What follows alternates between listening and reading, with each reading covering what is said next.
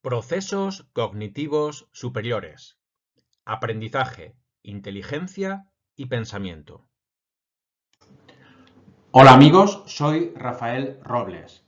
Hoy vamos a hablar de los procesos cognitivos superiores, centrándonos en tres aspectos: el pensamiento, la inteligencia y el aprendizaje. Vamos a ver a continuación los puntos que vamos a desarrollar a lo largo de este temario. Tengan paciencia, este vídeo puede durar algo así como 2 horas. Si ustedes se cansan, lo paran y lo pueden continuar en otro momento. ¡Vamos, adelante! El índice va a tratar los siguientes aspectos. En primer lugar, trataremos el concepto de psiquismo inferior y de psiquismo superior, es decir, la conciencia directa y la conciencia refleja. A continuación hablaremos de los tipos de aprendizaje más importantes: el condicionamiento clásico, el condicionamiento operante y el aprendizaje por comprensión. El tercer punto lo dedicamos a la inteligencia animal y a la inteligencia humana, sus similitudes, sus diferencias. Seguiremos con las teorías actuales de la inteligencia y la evaluación de la inteligencia. Igualmente nos centraremos en un tipo de inteligencia muy en boga hoy en día, que es la inteligencia emocional. Continuaremos analizando en qué consiste el pensamiento, hablaremos de la naturaleza y formación de los conceptos, seguiremos con el pensamiento creativo y terminaremos con el razonamiento, la solución de problemas y la toma de decisiones, así como el concepto de inteligencia artificial, cómo está la situación hoy en día acerca de ese tipo de inteligencia que está cambiando nuestro modo de estar en el mundo. ¿Os interesa aprender sobre este tema apasionante? Pues si es así, ¡adelante! Psiquismo inferior y psiquismo superior, es decir, conciencia directa y conciencia refleja. Primer concepto importante que tenemos que analizar es el de psiquismo. ¿Qué es el psiquismo? Bueno, pues viene de la palabra psique, de la palabra griega psique. Es el conjunto de funciones y procesos psicológicos, psique, alma, espíritu, mente. Ahora veremos un poco la diferencia. Es decir, todo aquello que tiene que ver con la percepción, con el pensamiento, con la memoria, con la emoción, con la motivación, etcétera. Todo eso que tiene que ver con los procesos psicológicos y que constituyen la actividad mental de una persona.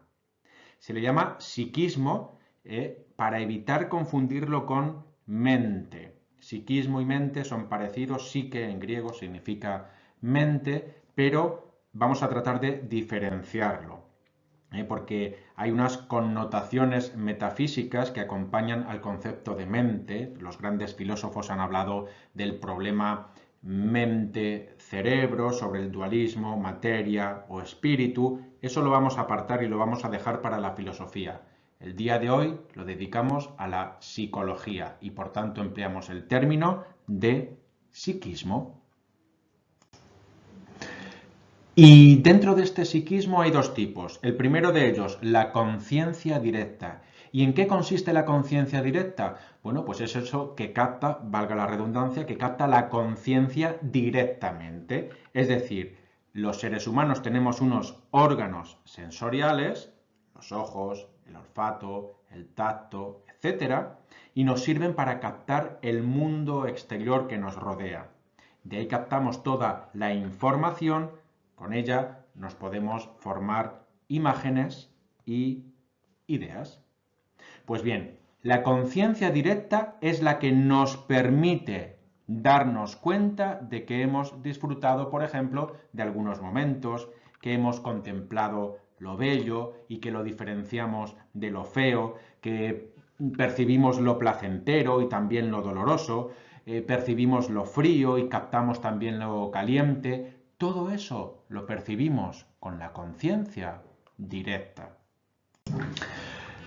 Por el contrario, o por otro lado, tenemos lo que se denomina como la conciencia refleja. Refleja viene de reflexión. Por un lado, la conciencia directa capta la información y por otro lado la conciencia refleja, la reflexiona, la piensa. Es decir, el ser humano posee la facultad de darse cuenta de que ve, de que oye, de que actúa, de que respira, de que está triste, alegre, preocupado, etc. Esas son cualidades puramente humanas, racionales. La conciencia refleja es, por tanto, la capacidad de saber que sabemos. La capacidad de saber que sabemos. La capacidad de ser conscientes de que somos conscientes. ¿Los animales son conscientes de su existencia? ¿O son conscientes de que son conscientes? Probablemente no. Es una virtud única, si es que se le puede denominar virtud, de los seres humanos. Por ejemplo, juzgarse a sí mismo y estar consciente de tus propios procesos es algo que tiene que ver con la conciencia refleja. Vamos a hacer el siguiente ejercicio para ver si hemos comprendido lo que hemos explicado. ¿Qué muestran las siguientes imágenes? ¿Conciencia directa o conciencia refleja? ¿Qué parece que está haciendo esta mujer? Está pensando, está, no sé, leyendo, estudiando, está rascándose la cabeza. ¿Qué es lo que creéis que está haciendo? Piensa lo que hace y después determina si está apelando a la conciencia directa o por el contrario a la conciencia refleja. Y esta segunda imagen, se muestra un ojo. ¿Por qué se caracterizan los ojos? ¿Qué es lo que hacen? ¿Tiene que ver con la conciencia directa o con la conciencia refleja? ¿Y esta mujer? ¿Qué le está sucediendo a esta mujer? ¿Está pensando, es presa entre comillas, claro, es de algún sentimiento? ¿Conciencia directa o conciencia refleja? Tú tienes la solución. Lo importante es que lo argumentes. A veces, pues no está claro del todo si es conciencia directa o no lo es. Lo importante, repito, es tu argumentación. Tipos de aprendizaje. El primer tipo de aprendizaje que vamos a estudiar es el que se conoce como condicionamiento clásico. Otros nombres para referirse a él es el de condicionamiento pavloviano o condicionamiento respondiente o modelo de estímulo-respuesta o el simple aprendizaje por asociaciones. Todos estos nombres tienen razón de ser por las características que veremos a continuación. Lo que está claro es que es un condicionamiento, una forma de aprender o de educar, si es que se puede aplicar ese término al condicionamiento clásico, propuesto por el ruso Pavlov. Iván Pavlov, Rusia, 1849-1936. Vamos a ver a Pavlov en acción, representado por un actor, cómo hizo el experimento con el perro. La situación es muy sencilla. Tenemos aquí a un perro situado pues frente a una pantalla de observación. Aquí tenemos la comida, carne, un cilindro giratorio que sirve para registrar las respuestas. Aquí se le hace una traqueotomía al perro y la saliva, cuando se segrega, va pasando por aquí, por aquí, por aquí, por aquí, y así se puede contar la saliva, qué cantidad tiene, por qué, en qué momento surge, y este es el tubo para recolectar dicha saliva.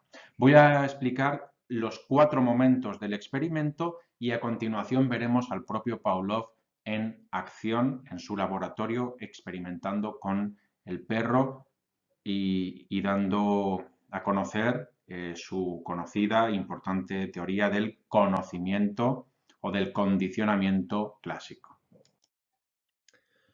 Antes de ver un vídeo que representa los experimentos o que dramatiza los experimentos que hacía Iván Pavlov, vamos a tratar de comprender en qué consiste dicho experimento. En primer lugar tenemos a un perro. En este lugar, este es un perro, y lo tenemos antes de condicionarlo, antes del condicionamiento. Tenemos por un lado el estímulo incondicionado, es decir, la comida no está condicionada por ningún otro elemento, simplemente es la comida.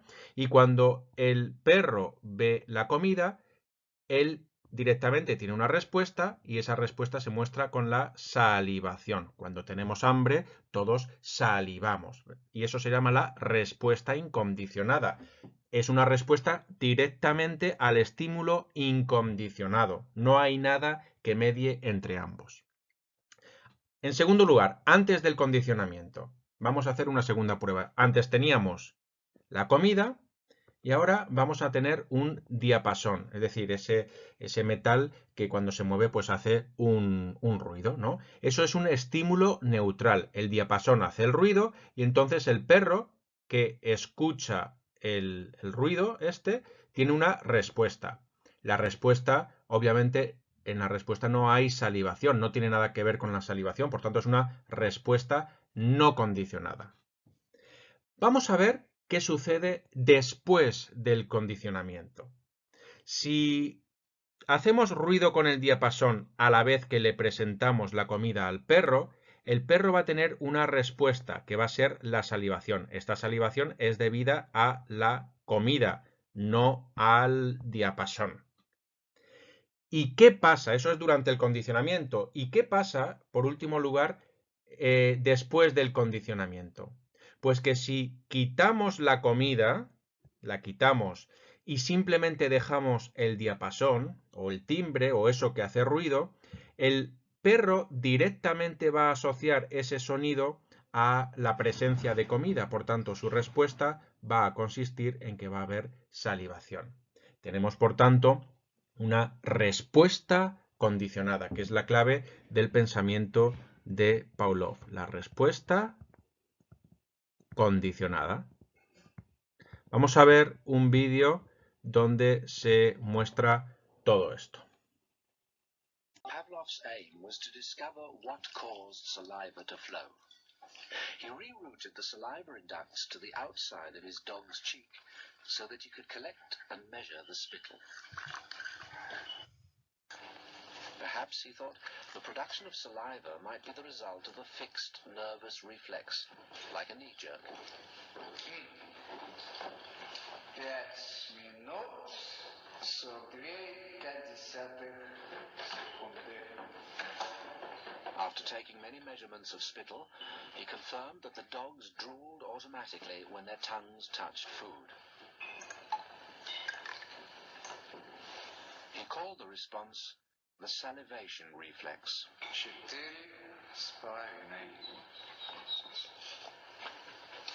Хорошая собачка. Я предлагаю поменяться. But his work started to run into trouble. As his dogs became familiar with the experimental routine, they started to fill their cheek tubes before Pavlov had a chance to stimulate their tongues. The dogs were learning to anticipate food.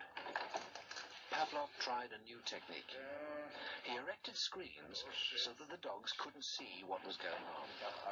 Before passing meat through the hatch, he introduced a stimulus that was totally unrelated to feeding. A ticking metronome.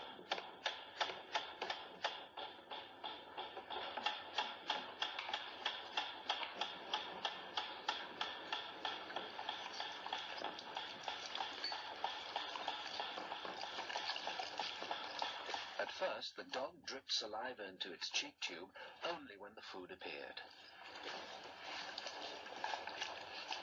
But after a number of trials, the dog began to connect the ticking with the arrival of meat.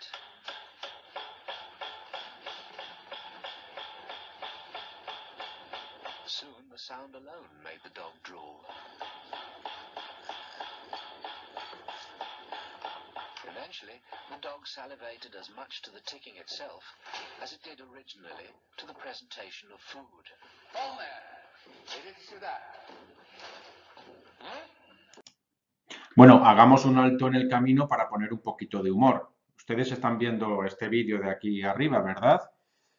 Quizá a alguno no le haga gracia. Para que tenga gracia es preciso conocer en qué consiste el condicionamiento clásico de Pavlov.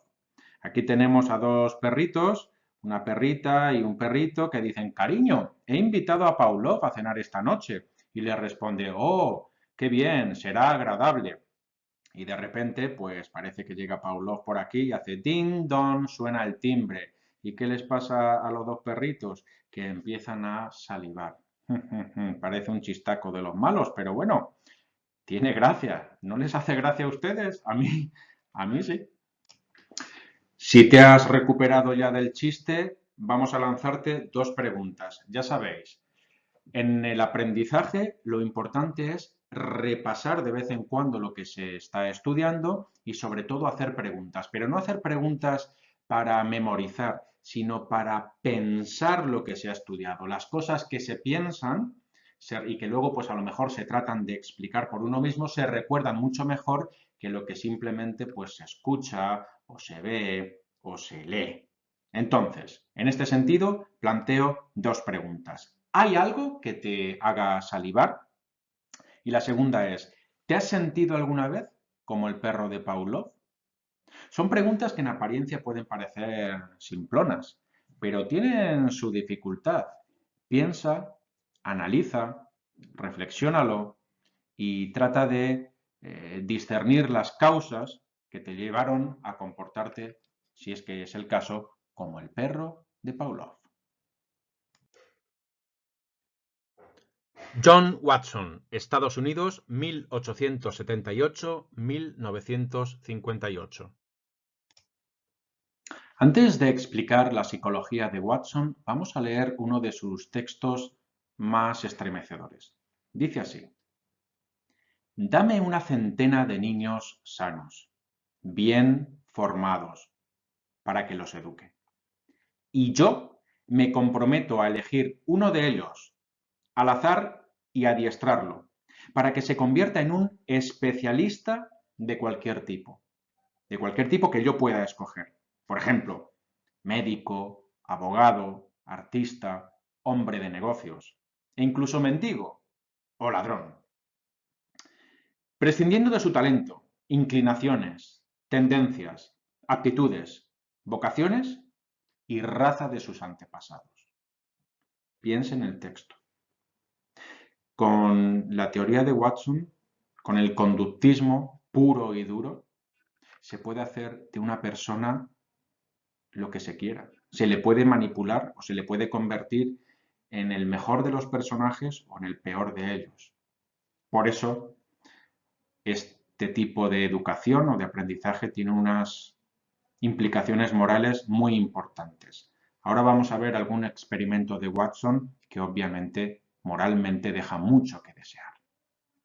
Lo único viable de estudio científico eran las conductas aprendidas observables. Atacó las doctrinas sobre rasgos heredados e instintos como causa de un comportamiento. En su lugar, habló del poder ilimitado del condicionamiento y del control del entorno para modelar el comportamiento tanto de animales como de seres humanos. Para estudiar el poder del condicionamiento, Watson utilizó bebés como sujetos de estudio, tal como vemos en estas imágenes de 1920.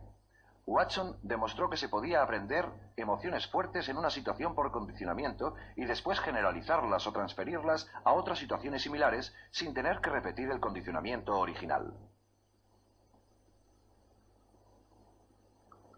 Watson y su ayudante, Rosalie Reiner, condicionaron a los bebés para asustarse con un ratón blanco que antes les había gustado. En este caso, trabajaron con un bebé de 8 meses, el pequeño Albert. Cada vez que aparecía el ratón, se hacía sonar un ruidoso gong que alarmaba al bebé. Poco después, la aparición del ratón solo era suficiente para asustar al bebé y hacerle llorar. Se estaba operando un condicionamiento clásico. Cuando el bebé se alejaba gateando del ratón hacia un sitio seguro, su comportamiento resultaba recompensado, y de este modo su miedo se reducía.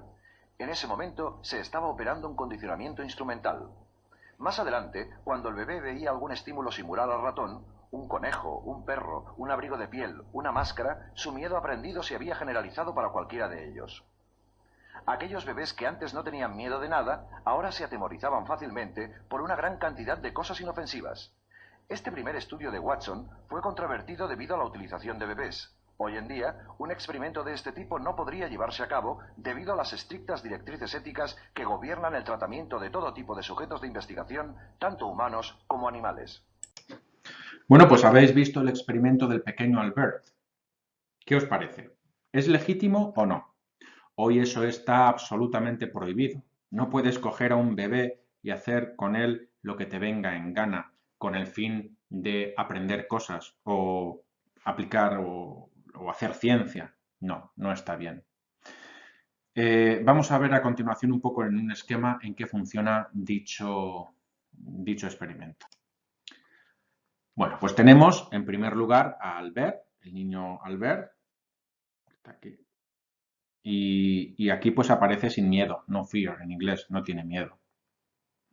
¿Y por qué? Está ante un ratón que le da igual, ¿de acuerdo?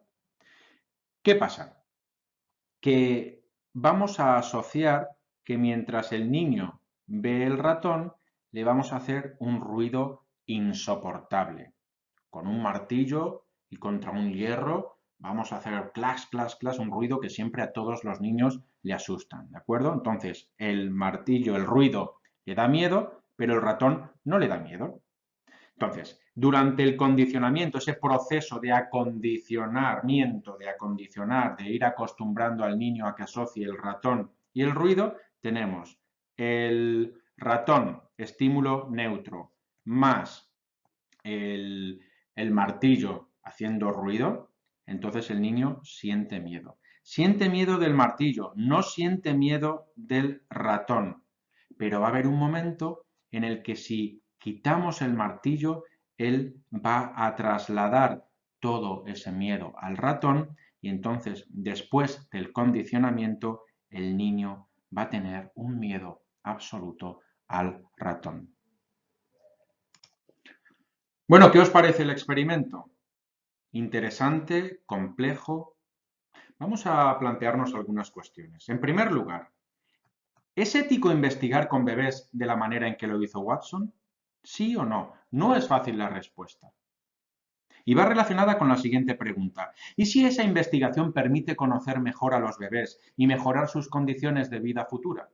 Es decir, si maltratas a un bebé para que así miles y decenas de miles y millones de bebés en el futuro tengan una vida mejor, una calidad de vida superior, ¿merece la pena maltratar a un bebé como se hizo con Albert? ¿Sí o no? ¿Por qué? Piénsalo. Condicionamiento operante.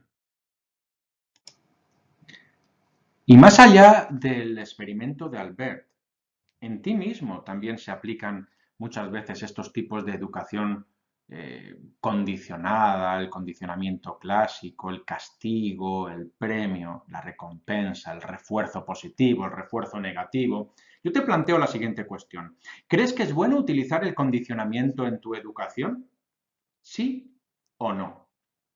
¿Es posible que los alumnos estudien si no existe la amenaza de un castigo? ¿Sí o no? ¿Por qué? Y una tercera pregunta, ¿cómo podrías reorientar el mal comportamiento de algún compañero de clase? ¿Con refuerzos? ¿Con premios? ¿Con castigos? ¿O hay alguna otra manera para reconducir esas conductas inapropiadas? Piénsalo. No es nada fácil la solución. Yo soy un profesor que no cree en el castigo como forma de educar. Sin embargo, continuamente en los centros educativos se utiliza el castigo. Se expulsa a los alumnos, se les deja sin recreo, etc. Eso es puro condicionamiento clásico. Edward Thorndike, Estados Unidos, 1847-1949. Otra forma de aprendizaje es la que propuso Thorndike. Él es lo que se conoce como aprendizaje por ensayo y error. Y Thorndike vio que los animales descubren a veces de forma casual ciertas cuestiones que les benefician y por tanto por ensayo y error descubren cosas que les benefician y eso que les beneficia lo vuelven a repetir y lo vuelven a aplicar. Es decir, cuando esto que descubren casualmente se repite, es muy probable que el animal asocie dicha conducta casual con la respuesta que aparece después de dicha conducta. Vamos a ver ahora algunos ejemplos para tratar de aclararlo. A este efecto que acabo de decir se llama como la ley del efecto y es muy similar a los experimentos que proponía Skinner. Tenemos un gatito, un animalito dentro de una caja Esta es la caja. Aquí tenemos también la comida y una especie de palanca que si el gato de repente descubre que al tocarla esta compuerta se abre y puede por tanto salir y comer, pues asociará por ese error, por esa casualidad, asociará que al dar a la pelotita esta o a la palanquita esta se abre la puerta y podrá ir a comer. Es lo que se llama como la ley del efecto. Descubres algo por casualidad que tiene un efecto casual y posteriormente el gato, el animal, lo va a repetir. Skinner, Estados Unidos, 1904-1990. Bueno, pues Skinner, bueno, no en vano, no sé, ahora me acuerdo de los dibujos animados de Los Simpson. El director se llama Skinner no de forma casual, es en honor a este gran psicólogo del condicionamiento, de los premios, de los castigos.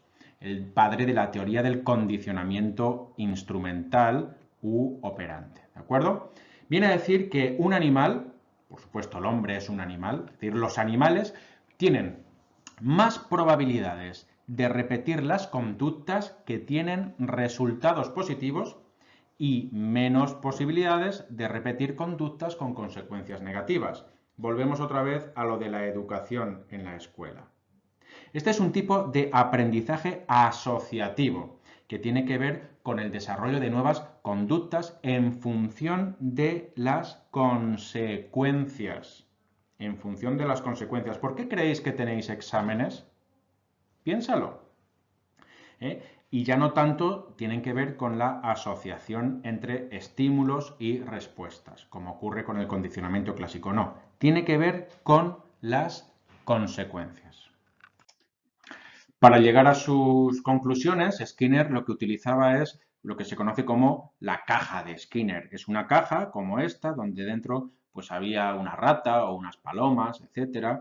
Aquí había como un altavoz, señales lumínicas por aquí, una palanquita que podía accionar el ratoncito, un dispensador de comida que iba cayendo por aquí y según accionara la palanquita, pues la comida iba y entraba por aquí. Este es el tubo dispensador, el tubo de la comida, una zona electrificada y un generador de la conmoción, de dicha electricidad. Es decir, cuando se le daba una descarga eléctrica, la rata pues es como si se le diera un castigo y entonces pues asociaba la comida que le entraba al castigo y dejaba de comer. O por el contrario, si no había esa asociación, pues obviamente la rata comía tranquilamente la comida. En este dibujo clásico vemos a una paloma dentro de una caja de Skinner y en la cual la paloma, también una rata, como venimos diciendo, aprende a manejar un dispositivo. Y este dispositivo, cuando lo maneja, por ejemplo, aquí hay un botoncito que lo mueve y aquí puede caer la comida, le permite obtener comida. En el experimento típico se refuerza a la paloma para que picotee la tecla cuando está iluminada, ¿de acuerdo? Entonces, veíamos en la caja anterior que había como unas lucecitas y tal. Bueno, pues cada vez que se enciende la luz, aparece la comida. Entonces va asociando la paloma o el gatito va asociando esa luz a la comida. Va a haber un momento en que vas a iluminar eso y no va a haber comida y sin embargo, pues el gato o el animalito pensará que sí, que hay comida.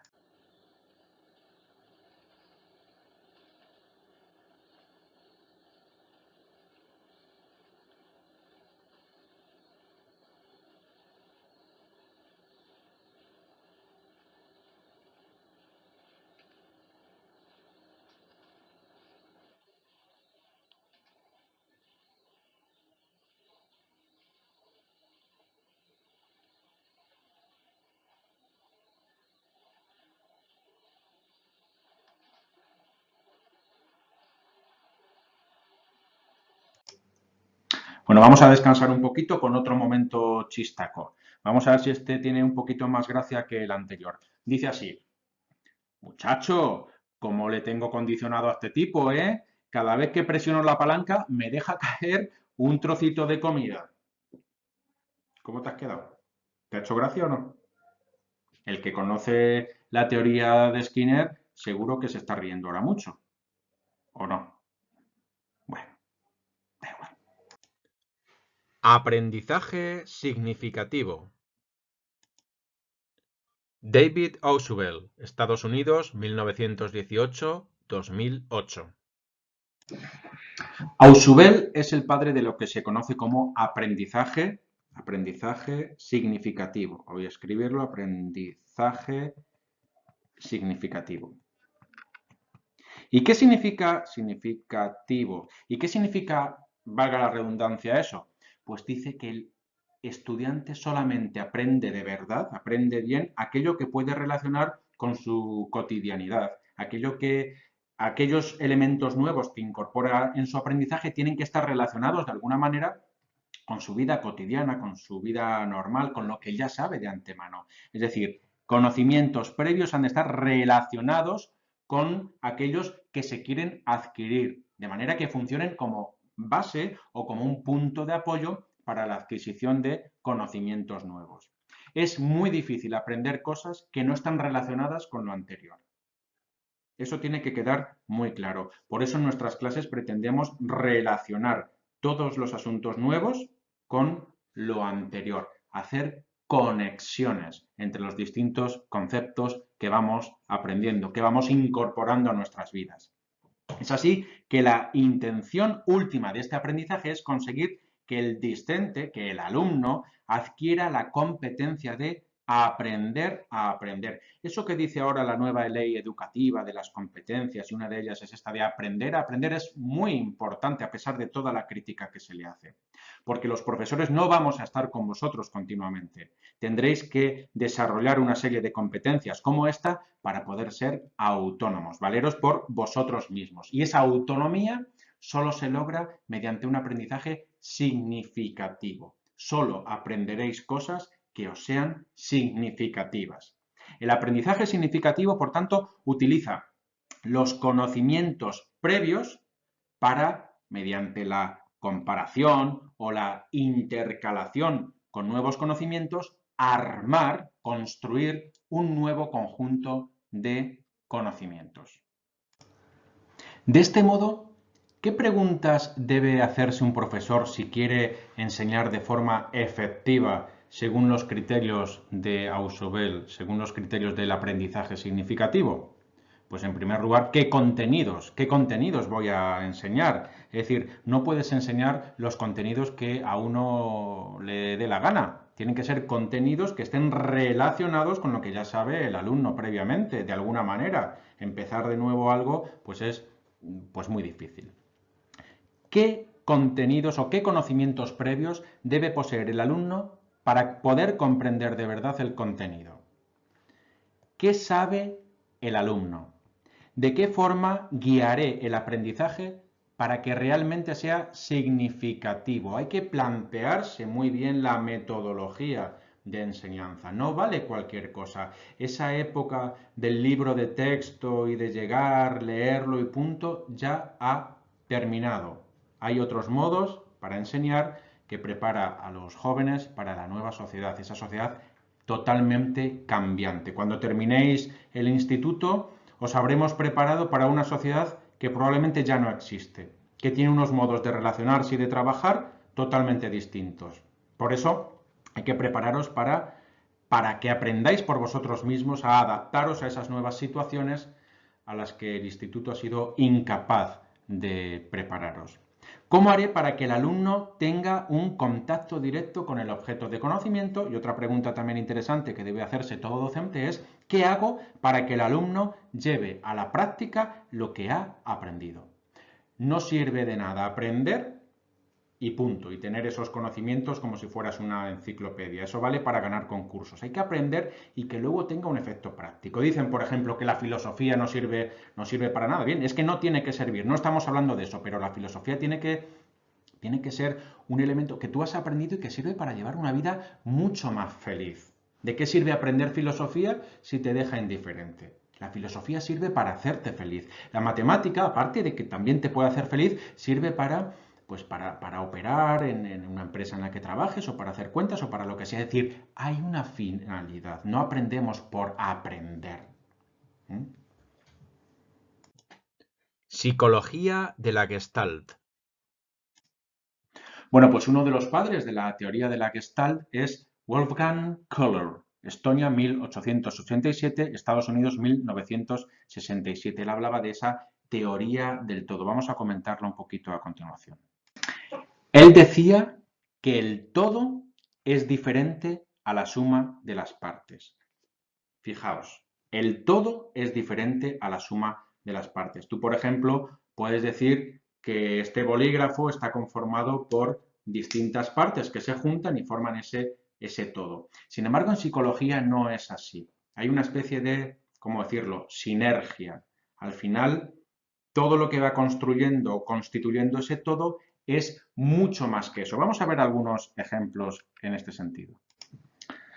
Por ejemplo, aquí veis este famoso dibujo en el que nuestras mentes, nuestra psicología, nuestro cerebro, ve aquí un triangulito. Aquí no había nada, no había nada tampoco aquí ni aquí. Sin embargo, el cerebro lo ha completado. Intenta completar, intenta como ver, acercarse al todo. Por ejemplo, aquí también nuestro cerebro, ¿qué es lo que ve? ¿Una copa? ¿O por el contrario ve un rostro, un perfil de una persona y aquí otro perfil de una persona que parece que se están besando? ¿Y esto? ¿Por qué poner puntitos aquí da la imagen de ser una cara humana? Dos puntitos que reflejan los ojos y esto que refleja una sonrisa. Son puntos, no son líneas. Sin embargo, nuestro cerebro parece que lo organiza todo y quiere el conjunto, lo quiere absolutamente todo. O, por ejemplo, ¿por qué al disponer así estos conos da la imagen esta de ser un círculo, es decir, un círculo tridimensional? O, en fin, podéis verlo. ¿De qué manera se ve este cubo? Está hacia acá, está hacia atrás, es decir, podéis encontrar en la red muchísimos experimentos de la teoría de la Gestalt y, bueno, en fin, podemos comprobar que la mente nos juega muy malas pasadas, que la mente intenta ver la realidad como un todo, a pesar de que la realidad sea sumamente incompleta. Teoría cognitiva. Jean Piaget, Suiza, 1896-1980. ¿Y en qué consiste la teoría constructivista del aprendizaje? Bueno, en primer lugar, la capacidad cognitiva y la inteligencia se encuentran muy ligadas al medio social y físico. Lamentablemente, ¿por qué en los países subdesarrollados hay tantos problemas de capacidad cognitiva? Bueno, pues no hay escuelas, no hay una alimentación correcta. Todo eso influye en tus formas de poder conocer la realidad. Por eso, a estos países en vías de desarrollo o subdesarrollados hay que apoyarles sobre todo en educación. Eso significa empoderarles, darles el poder para que puedan conocer. Y una vez estén listos para conocer, podrán, pues eso, empoderarse y tomar las riendas de su vida, salir de ese estado de pobreza y poder, bueno, pues competir, salir adelante y estar a la altura del resto de países que sí que tienen esa capacidad cognitiva por tener sus problemas sociales y físicos resueltos. Los dos procesos, además, que caracterizan a la evolución y adaptación del psiquismo humano son los que Piaget denominaba el de asimilación y el de acomodación. ¿Y qué es la asimilación? Bueno, pues el niño asimila cuando lleva a cabo unos procesos de asimilación, es decir, aprende a aplicar unos esquemas previos que preexistían a los nuevos objetos o situaciones. Esto tiene que ver con el aprendizaje significativo de Ausubel que veíamos antes, pero mucho más orgánico, mucho más físico. El bebé aprende cuando aplica esas categorías con las que el bebé prácticamente nace a los nuevos objetos que va conociendo. ¿Y la acomodación qué es? El otro proceso importante según Piaget. Pues la acomodación es un proceso mediante el cual el bebé, el niño, modifica sus esquemas, es decir, modifica sus estructuras cognitivas para poder incorporar a esa estructura cognitivas nuevos objetos. Así su mente se va enriqueciendo de contenido y va desarrollando su capacidad de, pues, conocer el mundo. Según Piaget, hay 4 etapas básicas por las que pasa el bebé en su desarrollo cognitivo.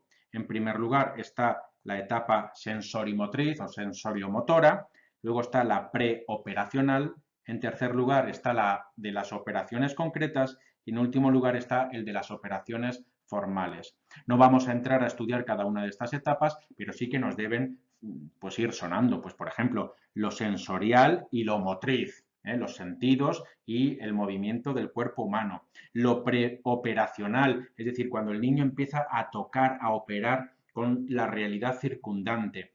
Las operaciones concretas, cuando ya el bebé va adquiriendo un conocimiento suficiente que le permite, pues, a lo mejor coger un libro y no decimos que lo va a leer, pero sí que lo puede coger, palpar y relacionarse con él. Y luego, en último lugar, pues el de las operaciones formales, el de las operaciones donde hay ya un elemento de abstracción, que es el que le va a dar el paso, pues, a lo que se conoce como la humanidad. Los animales no pueden pensar de forma formal, pero los seres humanos sí. Aprendizaje social o vicario, de Bandura.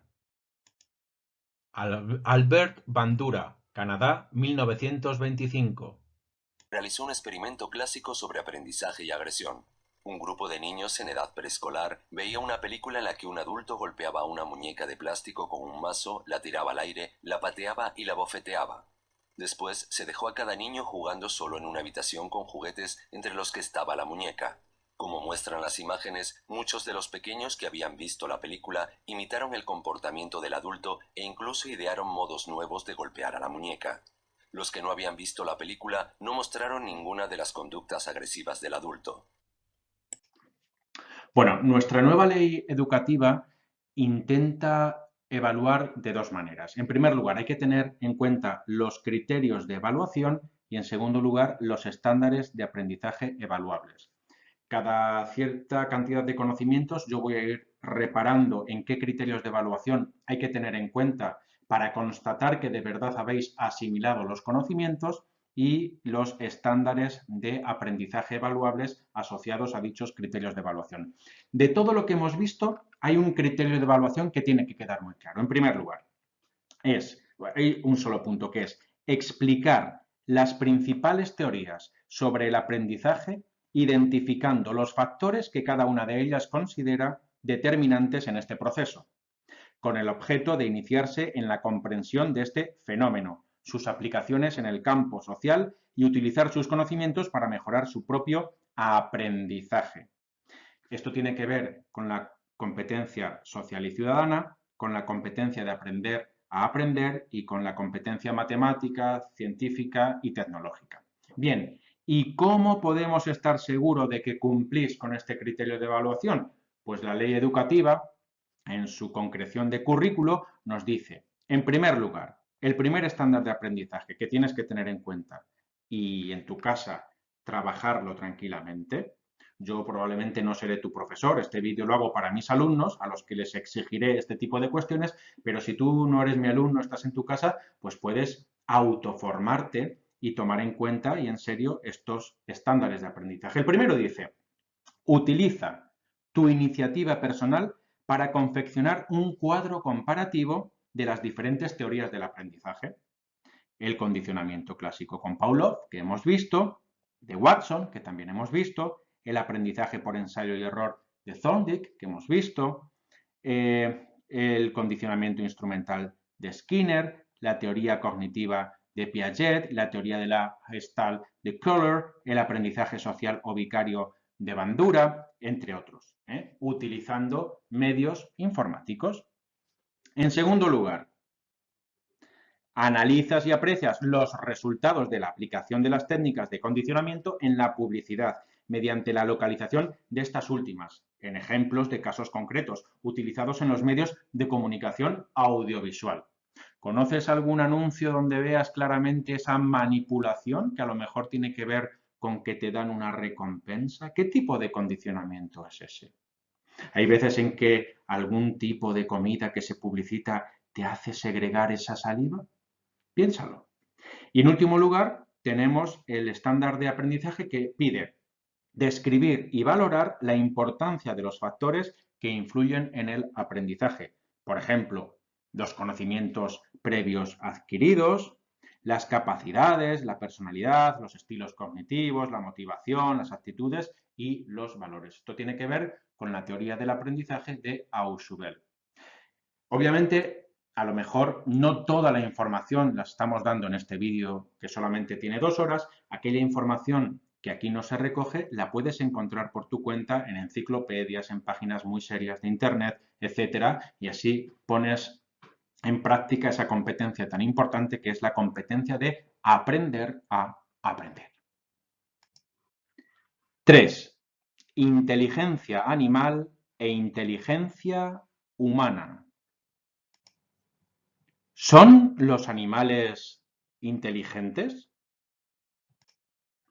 Buena pregunta. ¿Son los animales inteligentes? Seguro que si tú tienes un perrito o un gatito pensarás sin dudarlo. Sí, sí son inteligentes. Y es que estos animalitos tienen unos mecanismos de adaptación.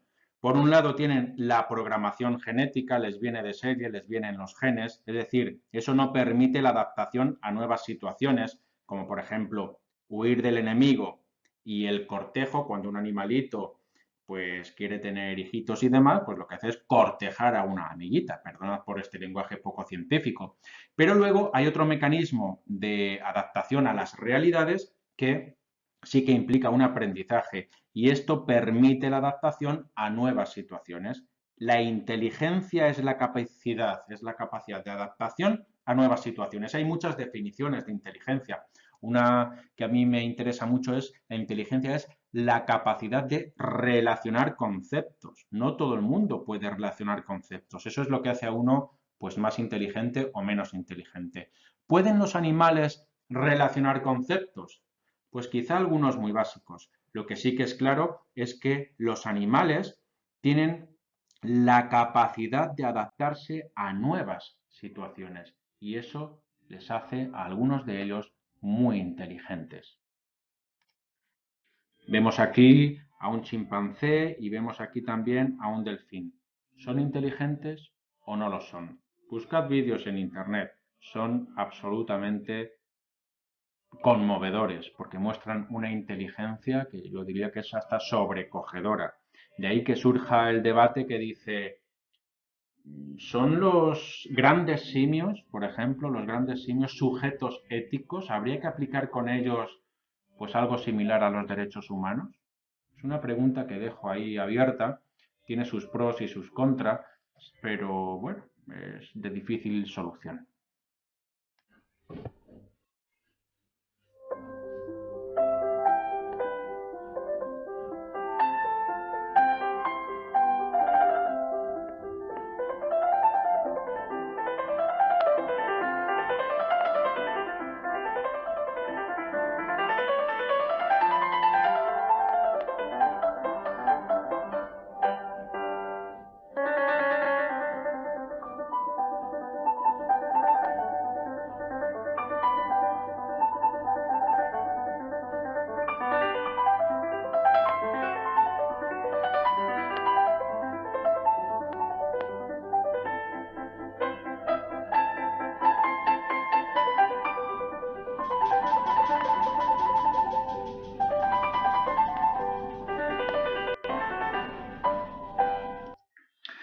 Parece bastante claro que los animales aprenden por ensayo y error. Eso lo hemos visto antes, ¿recordáis? Venga, vamos a hacer memoria. Si no te acuerdas exactamente quién era ese psicólogo que hablaba del ensayo y del error, dale a rebobinar en YouTube o en el vídeo que te hayas descargado y piénsalo.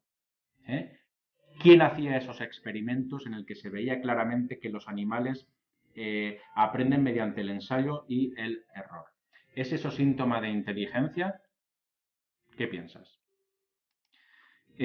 Bueno, un recorte del periódico que viene a decir, los grandes simios pueden adivinar lo que estás pensando. Es una noticia del pasado 10 de octubre de 2016, muy reciente, un mes, no llega. O sea, los grandes simios pueden adivinar lo que estás pensando. ¿Es eso un síntoma de inteligencia?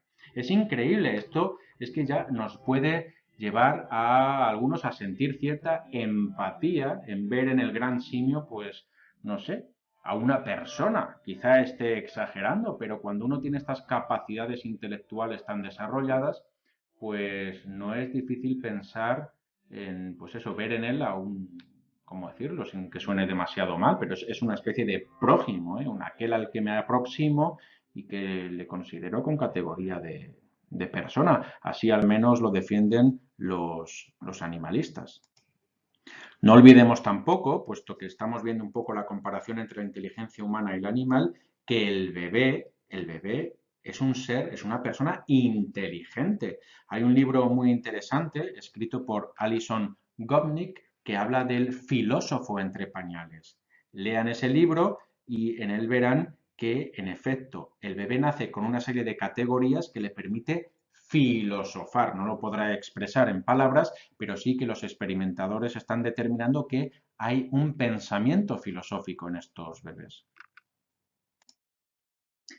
Teorías actuales de la inteligencia.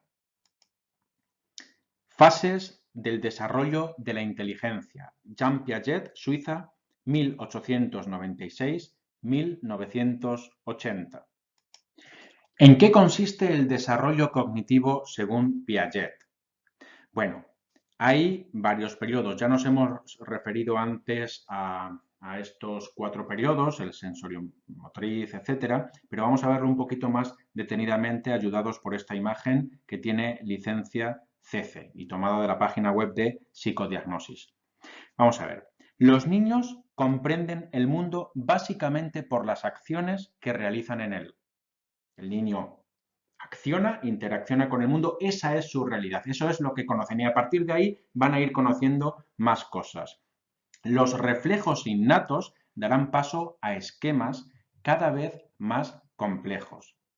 Hay varios subestadios. En primer lugar, está el ejercicio de los reflejos, el desarrollo de esquemas, el descubrimiento de los procedimientos, la conducta intencionalidad. Al principio, pues el bebé es simplemente acción y reacción, pero hay un momento en que el bebé ya tiene una intención y eso se da entre los 8, los 12 meses. La novedad y la exploración. El niño empieza a explorar cuando tiene un año y medio. Y luego la representación mental que empieza, pues eso, a partir del año y medio, de los 2 años, una representación mental que le va a poner la base para poder ir abstrayendo. Eso tiene que ver con el conocimiento sensorimotriz o sensoriomotor de los 0 a los 2 años. Luego está el periodo preoperatorio de los 2 a los 6 años. El niño ahora puede usar representaciones, es decir, puede pensar en lugar de simples acciones abiertas para solucionar problemas. Luego está, en tercer lugar, las operaciones concretas, de 6 a los 12 años. Con la llegada de las operaciones concretas, el niño ya adquiere un sistema de acciones internas, mentales y necesarias para la resolución lógica de problemas. Y, en cuarto lugar, tenemos ya la posibilidad de que el niño haga operaciones formales a partir de los 12 años hasta su adultez, en donde el nuevo desarrollo de operaciones conduce a la capacidad por el razonamiento hipotético deductivo. Ese es el desarrollo cognitivo o cognoscitivo explicado de forma rápida y básica de Piaget, que Piaget desarrolla mucho más extensamente en sus extraordinarias obras. Teoría del procesamiento de la información. Robert Sternberg, Estados Unidos, 1949. Sternberg propone una teoría triárquica de la inteligencia. Por un lado está la inteligencia componencial o analítica, por otro lado la inteligencia experiencial o creativa y en tercer lugar está la inteligencia contextual o práctica. Esto lo explicaba Sternberg en su recomendable libro Inteligencia Humana. ¿En qué consiste la primera? La inteligencia componencial, en analizar y evaluar ideas, en resolver problemas y en tomar decisiones. La segunda inteligencia, experimental o creativa, consiste en afrontar tareas novedosas, formular ideas nuevas y combinar experiencias. Y la tercera, la inteligencia contextual o práctica, tiene que ver con la adaptación ambiental, la selección ambiental y la conformación del medio. Inteligencias múltiples. Howard Gardner, Estados Unidos, 1943. Según Howard Gardner, hay 8 tipos de inteligencias distintas. En primer lugar, existiría la inteligencia lingüística, aquella que tiene que ver con las palabras, esas personas que tienen más capacidad para escribir, para hablar, para expresarse con palabras, pues tienen una inteligencia lingüística más elevada que otros que tienen más problemas.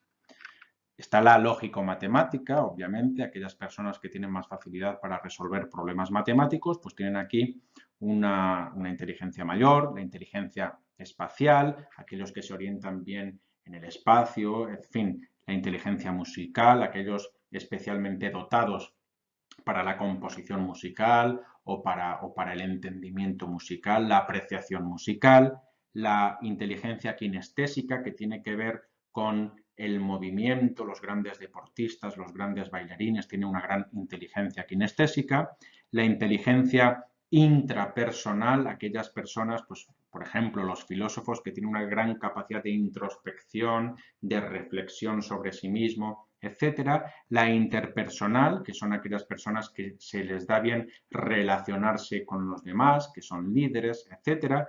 Y por último lugar, la inteligencia naturalista.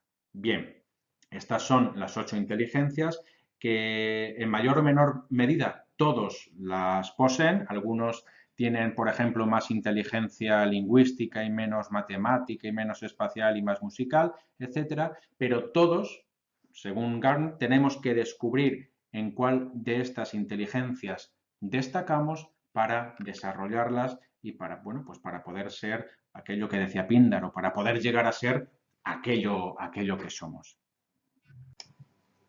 Sin embargo, hoy en día la teoría de Howard Gardner está un poco cuestionada. No hay ningún estudio fidedigno, serio, que demuestre exactamente que existen esas 8 inteligencias. Parece ser que la inteligencia es solo una, indica un estudio en niños y adolescentes. Sobre psicología se escriben miles de estudios cada año, estudios todos ellos muy serios, y muchas veces unos contradicen a otros, se van contradiciendo entre ellos. Pero bueno, que quede constancia de que la teoría de Gardner es simplemente eso, es una teoría que, bueno, que puede ser útil, que es interesante, pero no es algo demostrado al 100%. Inteligencia intuitiva. Malcolm Gladwell, Inglaterra, 1963. Bueno, Gladwell hablaba de una inteligencia intuitiva, es decir, hay personas que son capaces de determinar exactamente si un cuadro es una copia muy buena, pero una copia o es el original. Por ejemplo, ustedes ven aquí un cuadro de la Gioconda. ¿Cuál es el original? ¿Lo podría usted decir? Hay uno verdadero y otro falso. Pues a lo mejor alguno de ustedes tiene esa especialidad, esa especial inteligencia intuitiva que sin saber ni cómo ni por qué usted determina que algo es falso o es verdadero. No estamos hablando de adivinación ni de supersticiones, no. Estamos diciendo que el cerebro tiene una serie de mecanismos que actúan rápidamente y que en cuestión de décimas de segundo es capaz de dar una respuesta sin que pase todo eso por un proceso consciente. Eso es lo que dice Gladwell y es una teoría pues bastante interesante. Vuelvo a repetir, ¿cuál de las dos es la verdadera? ¿Esta o esta? Bueno, las dos son... No se lo digo. Evaluación de la inteligencia. Alfred Binet, Francia, 1857-1911. Primera escala de la inteligencia.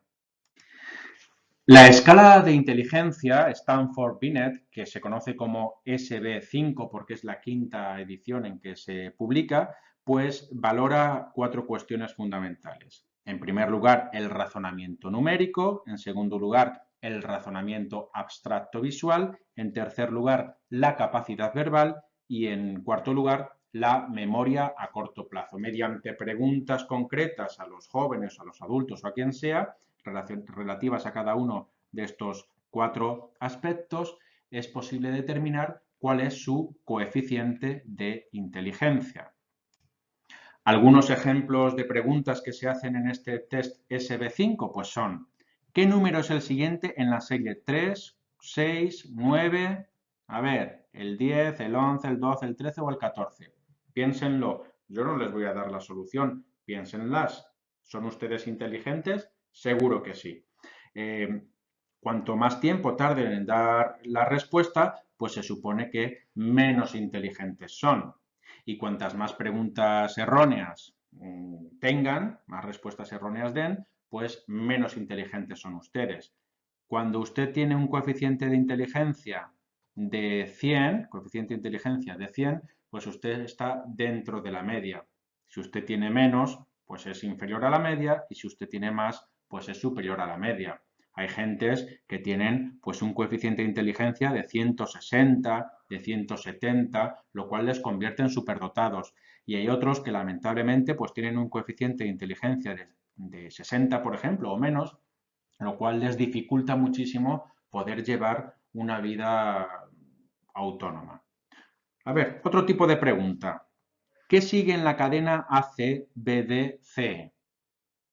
Elijan la respuesta.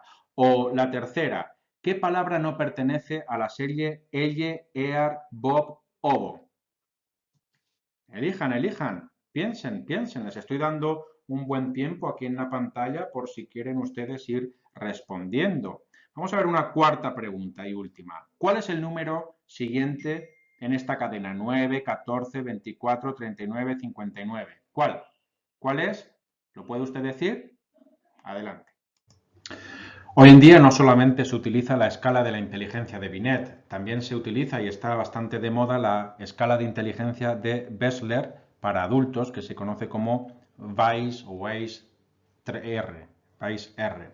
Es hoy el test psicológico más comúnmente aplicado y bueno, se van adaptando cada 10 años para tratar de compensar lo que se conoce como el efecto Flynn, que vamos a ver, ahora después aclararé o recordaremos lo que es. ¿Qué es lo que mide la escala de Wechsler? Pues en primer lugar también la comprensión verbal, el razonamiento perceptivo, la memoria de trabajo y la velocidad del procesamiento. Como vemos, es muy similar al test de Binet.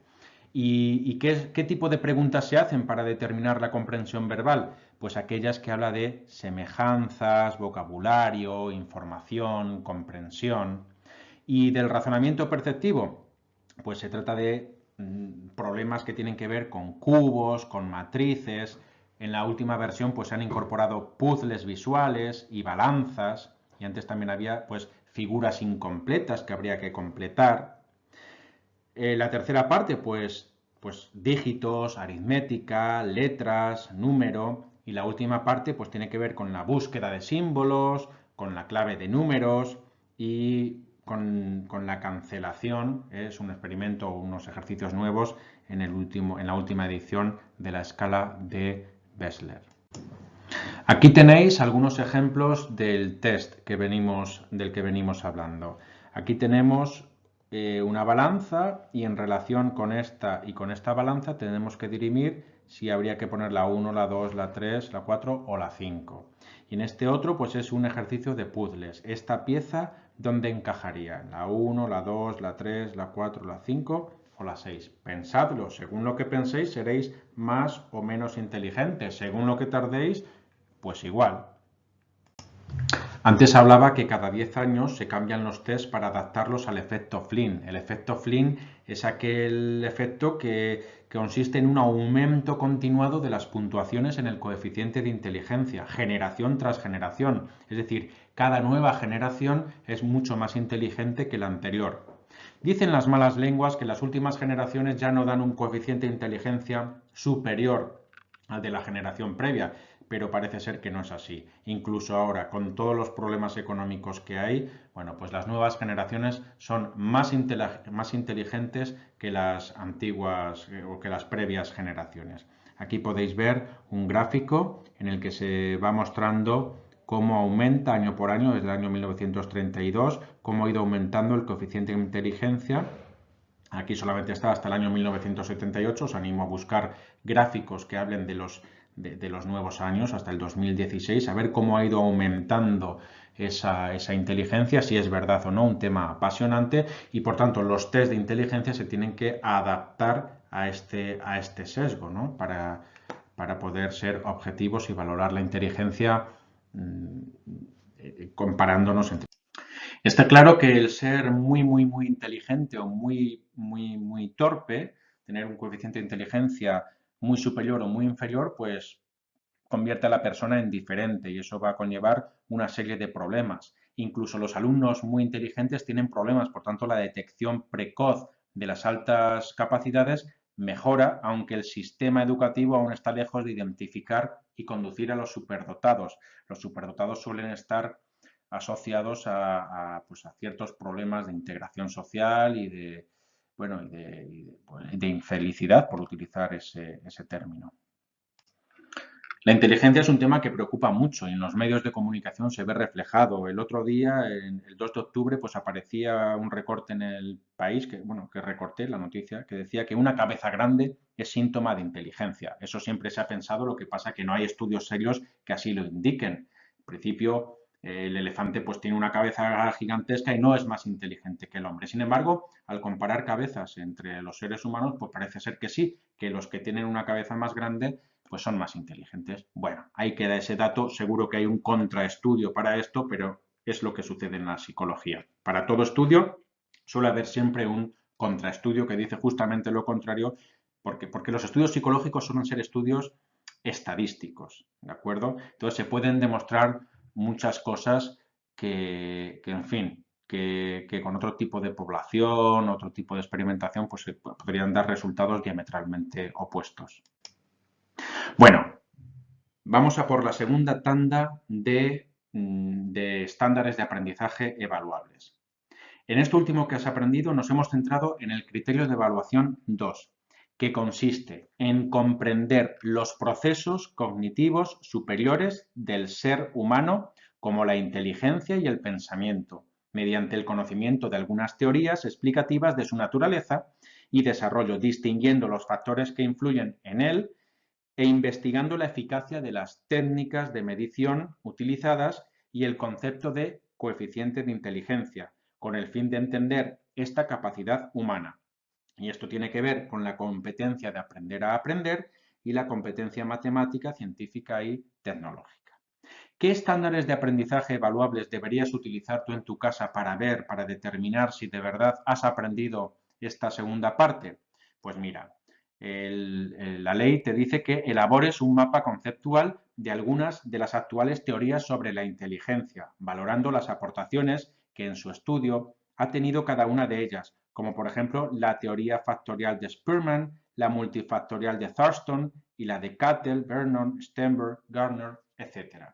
Esta información no la hemos dado toda, pero sí que a través de Internet o de otros libros puedes ir tú completando esta información y así aprendes a aprender. La segunda, tienes que utilizar tu iniciativa personal para elaborar un esquema explicativo sobre las fases del desarrollo de la inteligencia según Piaget, valorando la importancia de las influencias genéticas y del medio en este proceso.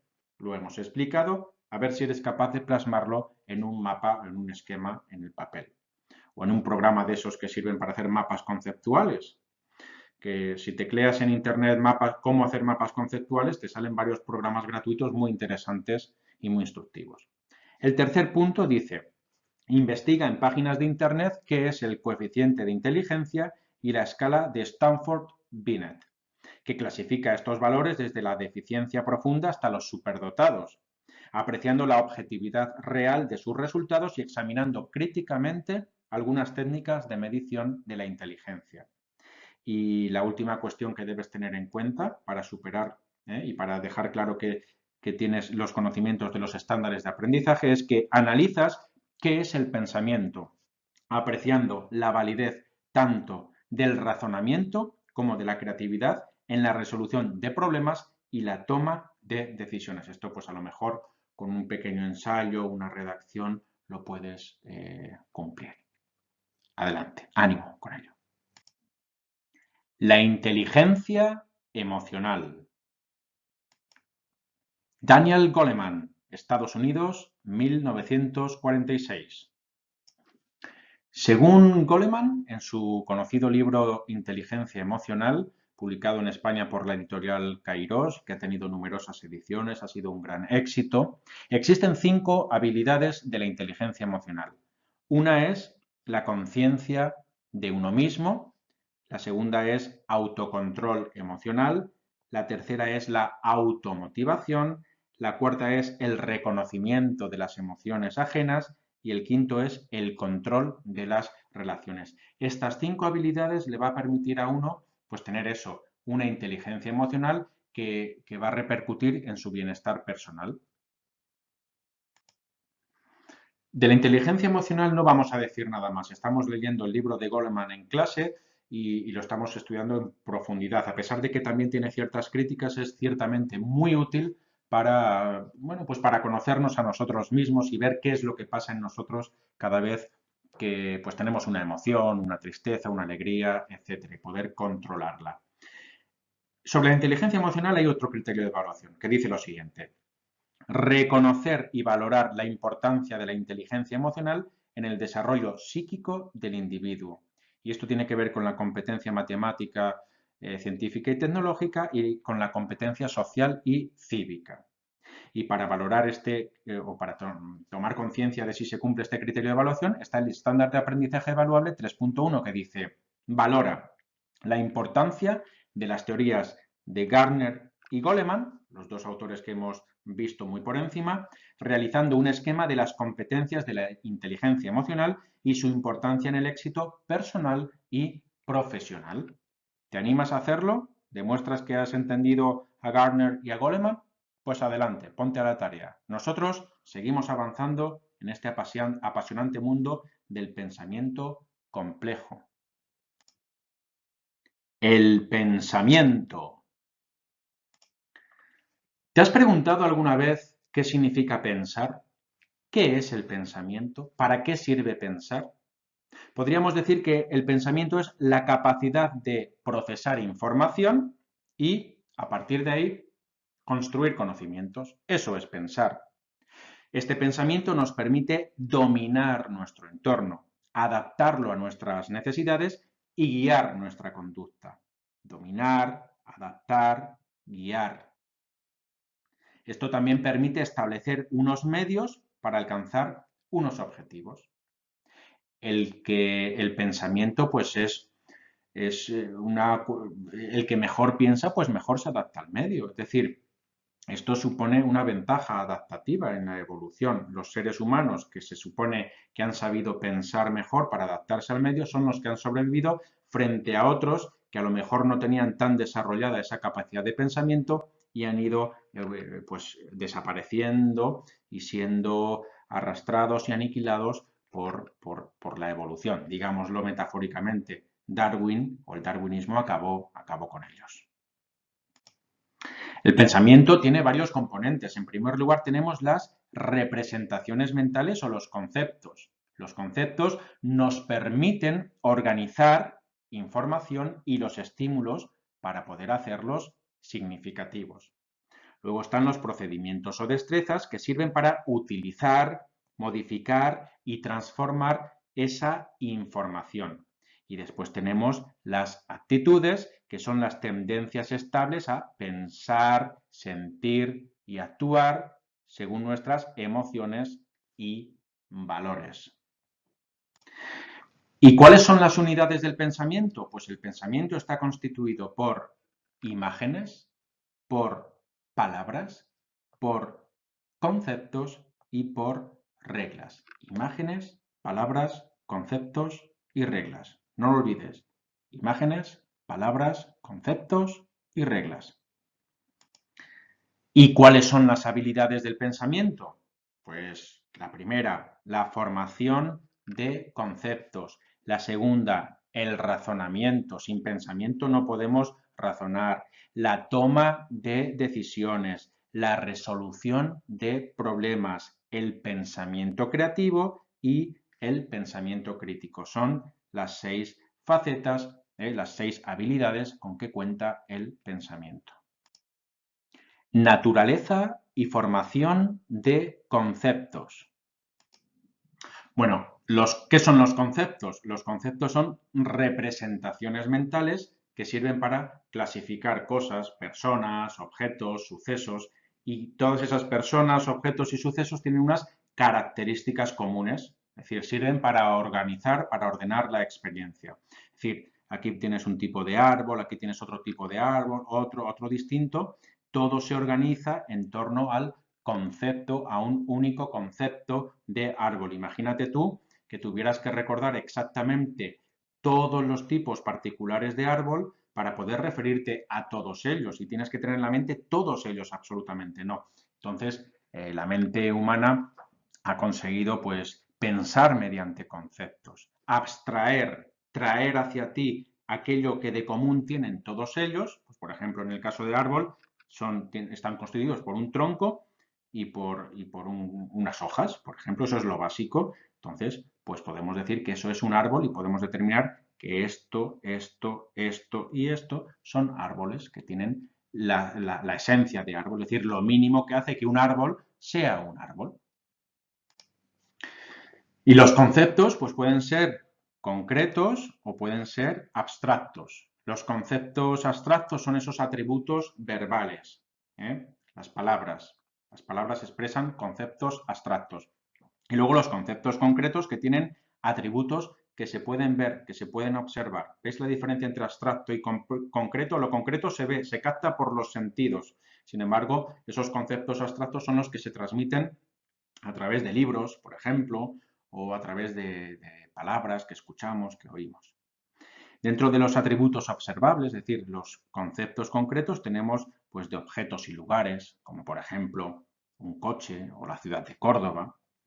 Tenemos de sucesos y de procesos, un viaje, una operación quirúrgica, por ejemplo, de estados y de cualidades, por ejemplo, el frío o el rojo, o de relaciones. El concepto de arriba, el concepto de abajo, al lado, junto a. Todo esto son conceptos. Cada concepto reúne una serie de características mínimas de aquello que quiere representar. El pensamiento creativo. ¿Qué es la creatividad? La creatividad es un término que está muy de moda. ¿Tú te consideras una persona creativa? ¿Por qué? ¿En qué consiste dicha creatividad? Aquí vemos, por ejemplo, un cuadro en el que está compuesto, un famoso cuadro que está compuesto por frutas que se mezclan todas y que al final, bueno, el autor que hizo esto, pues obviamente mostró su creatividad en su momento. Luego los que vinieron detrás y le trataron de copiar, pues no son tan creativos como él. El que inventa algo, el que crea algo, pues es un creativo. La creatividad es la capacidad para contemplar las cosas con una nueva mirada. Piensa, analiza sobre tu persona.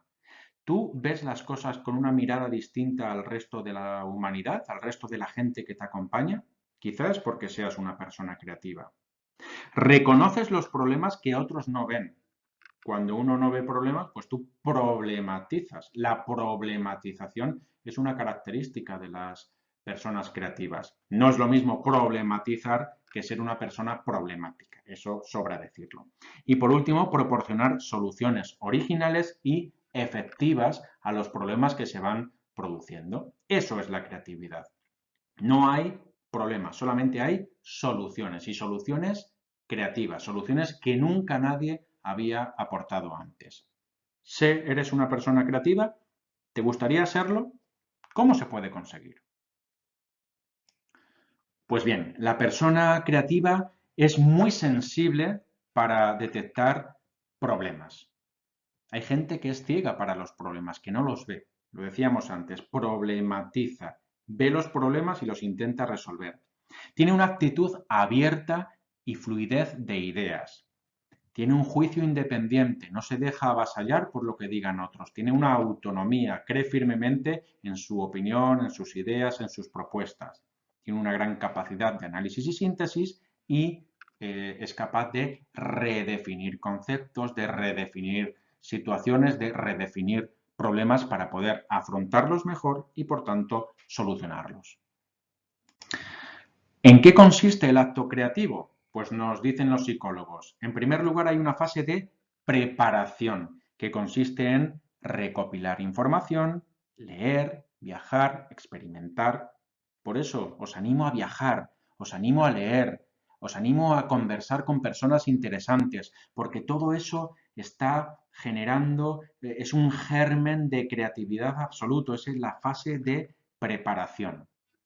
Una vez tenemos superada esa fase de preparación, pasamos a la fase de incubación. Es una fase inconsciente y también es una fase de análisis y de maduración. Todo eso que has aprendido, que has conversado, que has viajado, que has visto, se va analizando, madurando, para que en algún momento determinado digas, eureka, esté esa fase de iluminación, de inspiración. Es cuando surge el acto creativo, cuando aparece la idea nueva, eso que te convierte en un creador.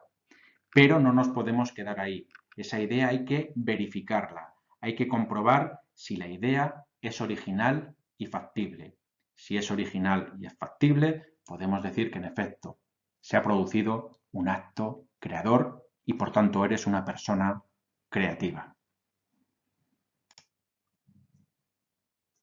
El razonamiento, la solución de problemas y la toma de decisiones. Uno de los males que los seres humanos tenemos que tratar de evitar son las distorsiones cognitivas. Algunos ejemplos de ellas son el pensamiento dicotómico, a veces cuando decimos o todo o nada y no pensamos en los grises, en el término medio que hay entre un todo o una nada. La hipergeneralización, cuando hipergeneralizamos, decimos todo es así, toda mi vida es mala o todos los de determinada raza son inferiores, todo eso es perjudicial, es una distorsión cognitiva, es decir, conocemos una realidad de forma distorsionada. La abstracción selectiva, que consiste en fijarse solamente en unos detalles y no ver la situación en su conjunto. O, por ejemplo, la inferencia arbitraria, creer, por ejemplo, que piensan mal de nosotros continuamente y no tenemos ninguna prueba, ninguna evidencia de ello. O el razonamiento emocional, es decir, me siento inútil y como me siento inútil, por tanto, soy un inútil. Eso es un razonamiento emocional que es totalmente ajeno a la razón. O el uso de los deberías. Debería hacer esto, lo otro, no. Hay que empezar a aplicar un me gustaría. O, por ejemplo, la personalización. A veces las personas personalizamos demasiado y asumimos todas las culpas sin ser realmente culpables. O la magnificación de un hecho, o al contrario, la minificación o minimización de un hecho. Y por último, la evasión de control. Es decir, cuando esas personas que piensan que somos como marionetas, perdemos el control y eso no es cierto, eso es una distorsión cognitiva.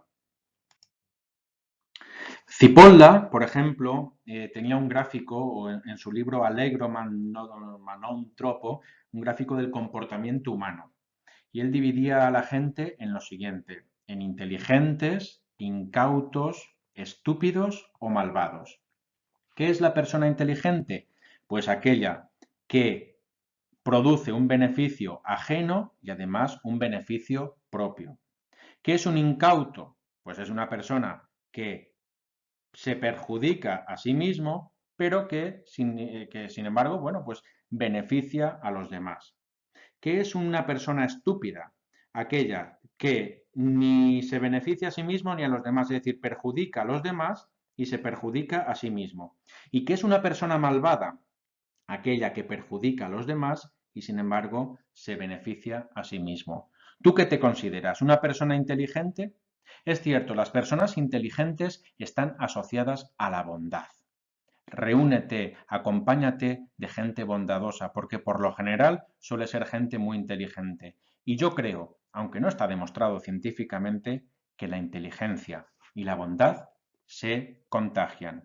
Únete a gente bondadosa, únete a gente inteligente. ¿Y qué es el pensamiento crítico? El pensamiento crítico se encarga de buscar la verdad.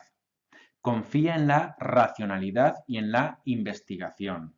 Cree en la libertad, se siente libre, no hay pensamiento crítico sin libertad. Rechaza, por supuesto, el pensamiento mágico y todo tipo de supersticiones. Y por último, tolera la incertidumbre, se mueve bien en un ámbito de incertidumbre, de inseguridad, pero no se siente inseguro. Es desde el desorden donde con el pensamiento crítico puede surgir el orden. La inteligencia artificial. Según Nilsson, hay 4 pilares básicos de la inteligencia artificial. En primer lugar, búsqueda del estado requerido en el conjunto de estados producidos por las acciones posibles. En segundo lugar, algoritmos genéticos, es decir, análogo al proceso de evolución de las cadenas de ADN.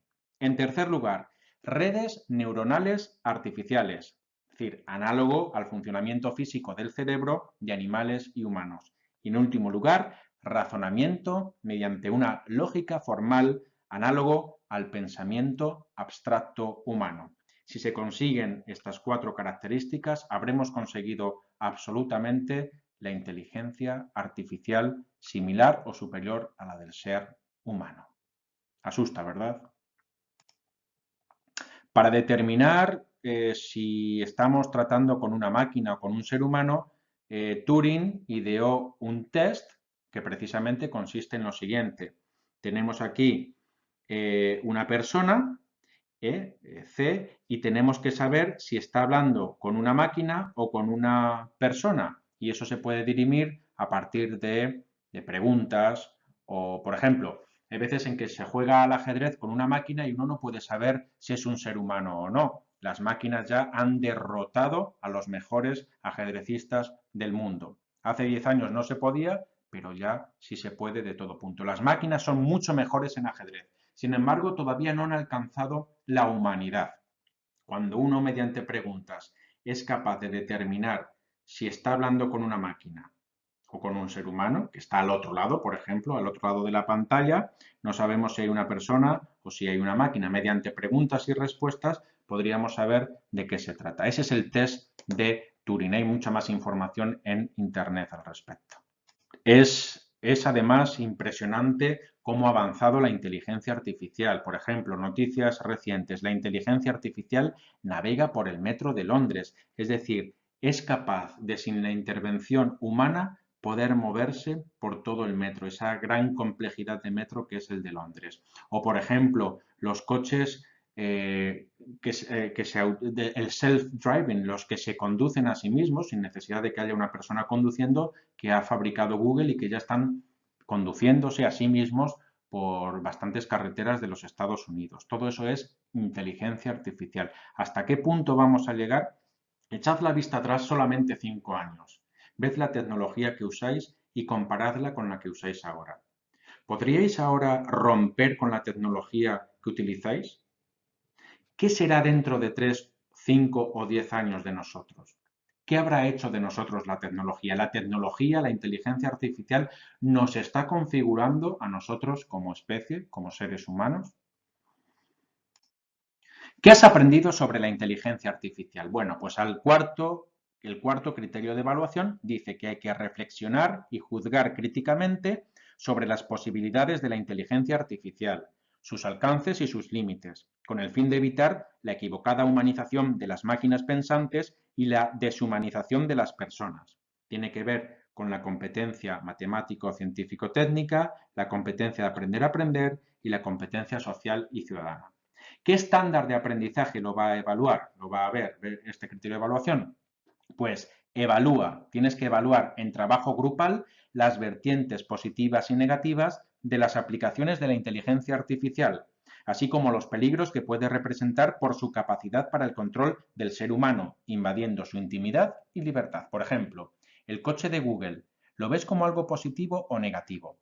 ¿Qué beneficios y qué perjuicios puede aportar al ser humano? Piénsalo. Bueno, con esto llegamos al fin de todo nuestro temario y la legislación nos obliga a plantear un quinto y último criterio de evaluación, que dice: busca y analiza información relevante a los contenidos estudiados.